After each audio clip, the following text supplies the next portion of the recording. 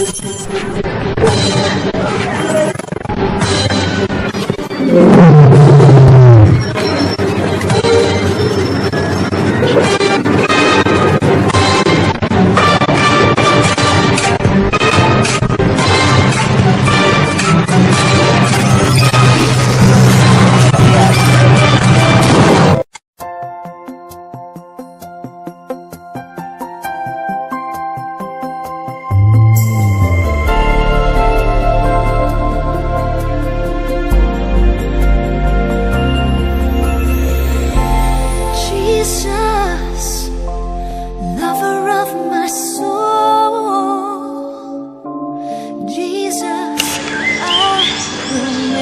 la révélation à l'action.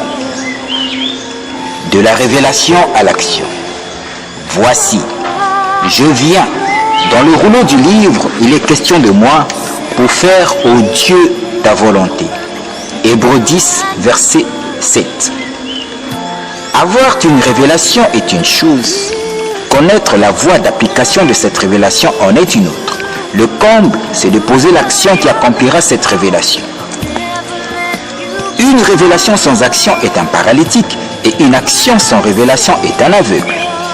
Une révélation faite à une personne peut être perdue au bénéfice d'une autre personne par suite d'une faute, d'un manquement grave à l'égard de Dieu qui a fait la promesse. La Bible dit ceci: tu perdras par ta faute l'héritage que je t'avais donné. Jérémie 17, verset 4. Moïse est l'exemple palpable de la personne qui avait perdu sa promesse de faire entrer le peuple d'Israël à la terre promise au profit d'une autre personne, Josué. Deutéronome 3, versets 27 à 28. Dans une promesse, dans une prophétie que Dieu fait à une personne, il y a la part de Dieu et la part de l'homme. La part de Dieu, c'est de créer le temps et les circonstances favorables, et la part de l'homme, c'est d'être docile, flexible et soumise à sa volonté parfaite et de saisir l'opportunité libérée par Dieu pour agir afin de matérialiser cette prophétie, cette promesse. Dans le livre de feu Maître Roger Osandonia intitulé Joseph Kabila, le 4e président de la RDC, numérique ou prophétique, Dieu a renfermé une grande révélation afin d'orienter le leadership au pouvoir dans le plan divin de cette nation, la RDC. La classe dirigeante du pouvoir passé n'avait eu seulement à exalter et à promouvoir cette révélation, mais n'avait pas pu passer dans la phase de la concrétisation de cette révélation. L'inaction de la classe dirigeante du pouvoir passé avait hypothéqué la destinée prophétique glorieuse prédite longtemps d'avance par le grand prophète Simon Kimbangu. Dans le principe de la continuité du pouvoir, les hommes peuvent passer, mais les institutions de la République restent. L'un des plus grands acquis que la classe dirigeante du pouvoir passé a légué à cette nation, c'est justement la passation pacifique et civilisée du pouvoir au sommet de l'État. Une année après la prise du pouvoir de l'actuel chef de l'État, il déclarera l'année 2020 comme étant l'année de l'action. Il est maintenant impératif que les autorités établies au sommet du pouvoir séculier de cette nation puissent racheter le temps pour passer en action conformément à la volonté de Dieu révélée noir sur blanc dans cet ouvrage de feu Maître Roger Osandonia, afin que la nation tout entière puisse connaître effectivement le vrai bonheur, la vraie indépendance telle que spécifiée par le grand prophète Simon Kimbangu. Dans l'avant-propos, il y avait 3 préalables aux conditions qui devaient être remplies par celui qui dirige cette nation afin qu'il puisse effectivement incarner la personne providentielle que la nation attend au sommet de l'État. Ces conditions sont stipulées dans l'avant-propos comme suit. Il doit connaître la vocation du Congo, il doit connaître les instruments que Dieu a choisis pour accomplir cette vocation. Il doit faciliter la mise en application de cette vocation dans l'ensemble du pays.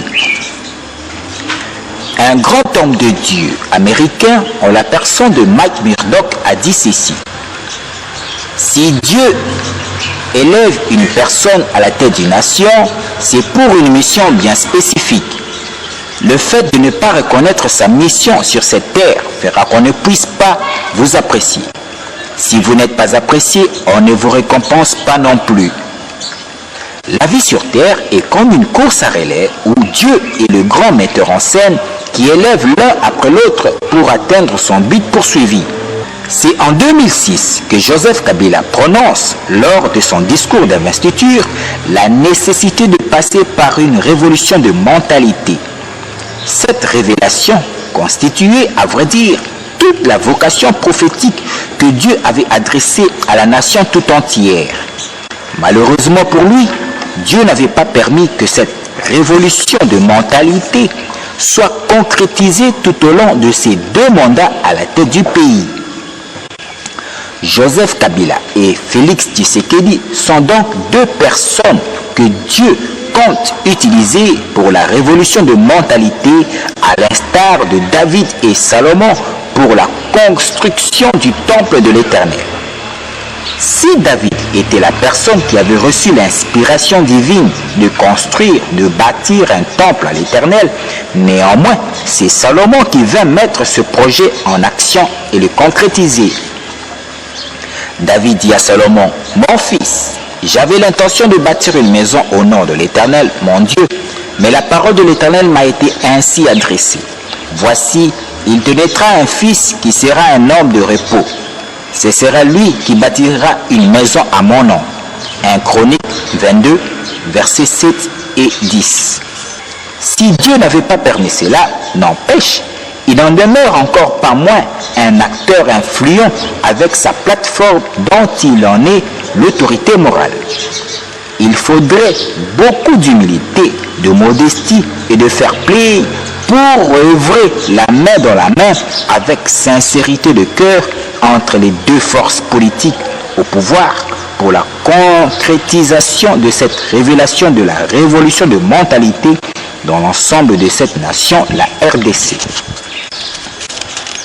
De la révolution du pardon initiée par Feu Nzé Kabila à la révolution de mentalité prônée par le Raïs Joseph Kabila Kabange, l'on passe inévitablement à un état de droit, fruit d'un long combat du feu docteur Étienne Tshisekedi, grâce à son fils, son Excellence Félix Antoine Tshisekedi Tshilombo. Comme Josué qui vint accomplir la vision de Moïse, de faire entrer le peuple de Dieu dans la terre promise, le président actuel vient parachever les sacrifices que ses prédécesseurs ont eu à consentir avant lui pour notre nation, la RDC. J'ai planté, Apollos a arrosé, mais c'est Dieu qui fait croître. 1 Corinthiens chapitre 3, verset 6. La Bible ne dit-elle pas que 2 valent mieux qu'un? La vie sur terre est une course à relais. Nous sommes tous des joueurs d'une même équipe dont le coach n'est autre que le Seigneur Jésus-Christ. Lui seul est le maître du temps et des circonstances qui place et remplace qui il veut à la place qu'il veut pour la victoire finale face à l'équipe adverse. Quand on a joué le rôle qui nous a été imparti à bien, on doit avoir l'humilité de pouvoir aussi laisser aux autres joueurs la tâche de faire valoir leurs talents, leurs dons et grâces afin de finaliser la partie. Les révélations contenues dans le livre de feu Maître Roger Ossandonia intitulé Joseph Kabila, le 4e président de la RDC, numérique ou prophétique, sont d'une richesse incommensurable pour notre nation, la RD Congo, dans la mesure où les tenants du pouvoir sauront mettre en exergue les recommandations qui y sont stipulées. Justement, c'est dans le souci de valoriser le travail abattu par celui-là même qui fut mon compagnon d'œuvre dans l'art de la littérature que je me suis senti dans le devoir de prendre sa relève dans cette vision qu'il a si bien bâtie et qui est devenue un monument mémorable pour les générations futures.